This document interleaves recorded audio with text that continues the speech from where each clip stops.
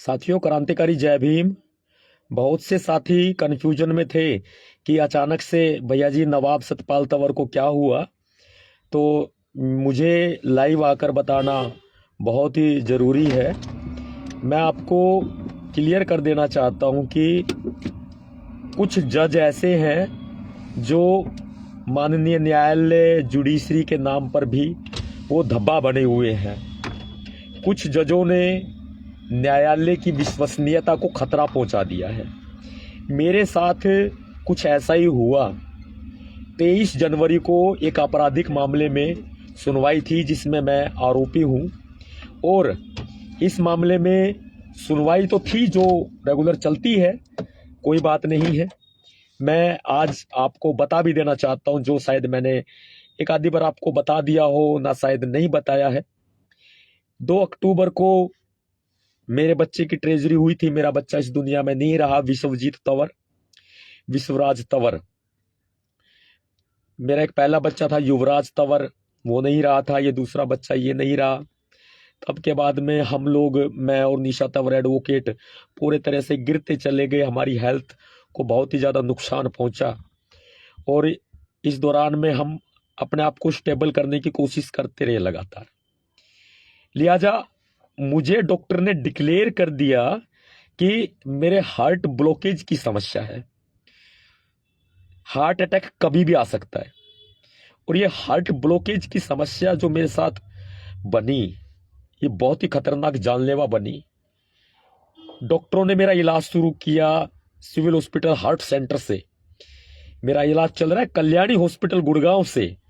मेरा इलाज चल रहा है प्राइवेट हॉस्पिटल, सरकारी हॉस्पिटल, सरकारी डॉक्टर, प्राइवेट डॉक्टर, सब देख रहे हैं। मैं एक पर्सनल नर्स भी अपने साथ में रखने की कोशिश कर रहा हूं, लेकिन जब जेब गवाही नहीं देती तो हम कई बार डिनाई भी कर देते हैं। मेरी देखभाल की बहुत ज्यादा आवश्यकता है। मैं अकेला चल नहीं सकता, हालात मेरे साथ ऐसे पैदा हो गए। हर एक 5 मिनट 10 मिनट में मेरा बीपी डाउन चला जाता है। 35-40 तक मेरा बीपी पहुंच जाता है। बहुत मुश्किल हालत है। 70-60 तक का चला आ जाता है। बहुत मुश्किल के हालात हुए। मैं स्टेबल नहीं हूं। मेरा मेडिकल ट्रीटमेंट चल रहा है। इसको लेके 23 जनवरी को हम लोग कोर्ट में मैंने सम्मान किया न्यायालय का। हो सकता है मैं एग्जाम्पशन भी लगवा सकता था कि मैं नहीं आ पाऊंगा, लेकिन मैंने न्यायालय का सम्मान किया। मैं पहुंचा, गवाही की पर तारीख थी। उस दौरान पहुंचकर मैंने रिक्वेस्ट की जज साहब को। एक्चुअल में मैं खुद कंफर्टेबल नहीं हूं। I am low graduate person, but मैंने अपने एडवोकेट्स भी हायर किए हुए हैं। मेरे लीगल काम देखते हैं। मेरे लीगल सलाहकार भी हैं, छुट्टी पर हैं वो। उनको बता दिया था छुट्टी पर है वो, उनकी सास की तबीयत खराब है, आरटीएमएस हॉस्पिटल में एडमिट है, भर्ती है, कागज है, सब कुछ है।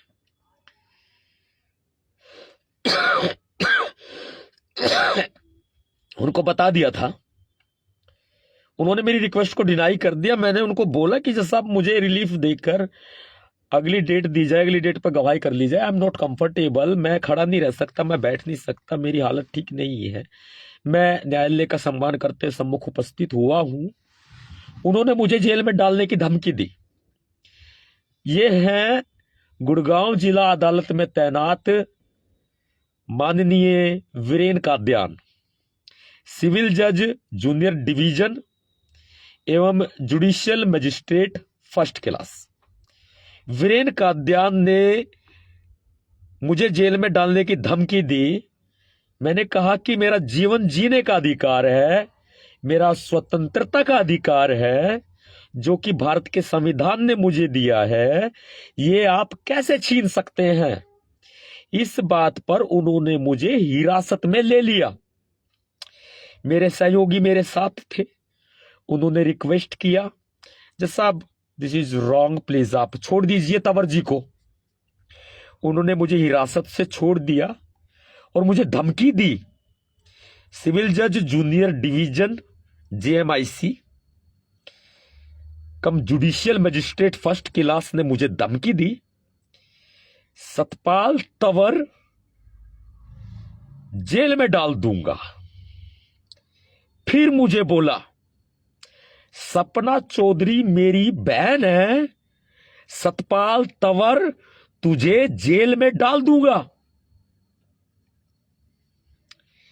दिमाग घूम गया मेरा पूरी तरह। ये जज की कुर्सी पर बैठे एक जज ये कह रहे हैं वीरेन कादियान एक लोक गायिका, डांसर, हरियाणा की कलाकार, जिस पर मैंने 2016 में SC/ST एक्ट के तहत मुकदमा दर्ज कराया था, उन्होंने चमार जाति को गाली दी थी, प्रजापतियों को गाली दी थी, वाल्मीकियों को गाली दी थी, ब्राह्मणों को गाली दी थी, ठाकरों को उसने गाली दी, जाटों को उसने गाली दी, कोई जात भी उसने नहीं बख्शी।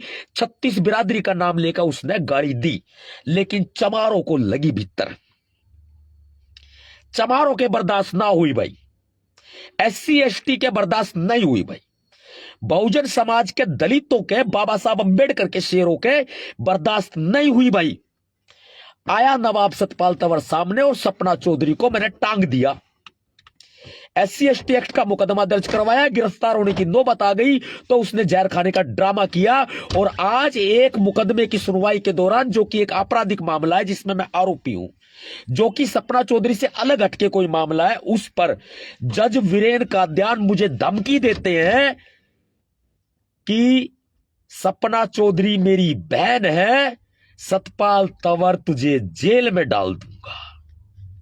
मेरा दिमाग वहीं घूम गया, सटक गया पूरा, और बोला कि बाहर जाके खड़ा हो जा, कोर्ट रूम के बाहर जाके खड़ा हो जा, बैठना नहीं।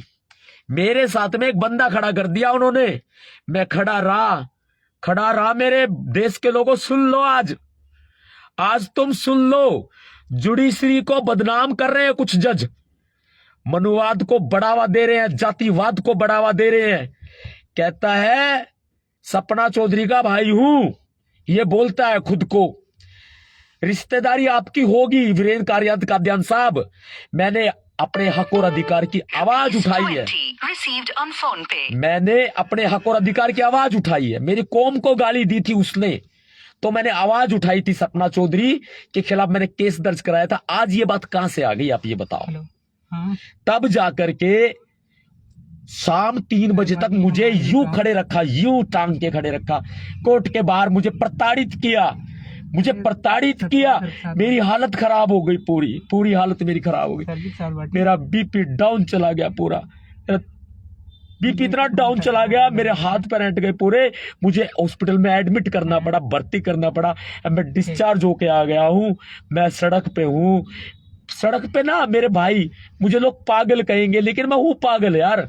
सड़क पे मेरे अपने, मेरे बच्चे, बुजुर्ग ठंड में ना कप आ रहे हैं भाई, भूखे हैं, भूखे पेट हैं, रोटी नहीं मिल रही है उनको। थोड़ा सोच रहा हूं चाय बिस्किट खाना कुछ दे दूं, उनको कुछ कपड़े दे दूं। मैं सड़क पे उन लोगों के बीच आया हूं जो भीख मांगकर गुजारा करते हैं, कुछ छोटी मोटी चीज बेचकर अपना गुजारा करते हैं। मैं जब से अस्पताल से डिस्चार्ज हुआ हूं ना यार, तब से ना मेरा मन नहीं लग रहा यार, घर पे भटक रहा हूं यार, मैं बाहर भटक रहा हूं पागलों की तरह, मेरा मन नहीं लग रहा। मेरे ठंड में कप आ रहे हैं यार, मेरे बच्चे सड़क पे हैं। जब ये मेरे बच्चे सड़क पे कप आ रहे हैं ना, ये जो सड़क पे रेड लाइट पे भीख मांगते, गुजारा करते, कुछ चीजों को बेचते हैं यार, मैं ना उनको अपने गले से लगाना चाहता हूँ यार। मेरा रोना आता है यार, मेरा देश, मेरा समाज सड़क पे है भाई। मैं तो अपने घर में नहीं सो सकता, मैं नहीं सो सकता अपने घर में।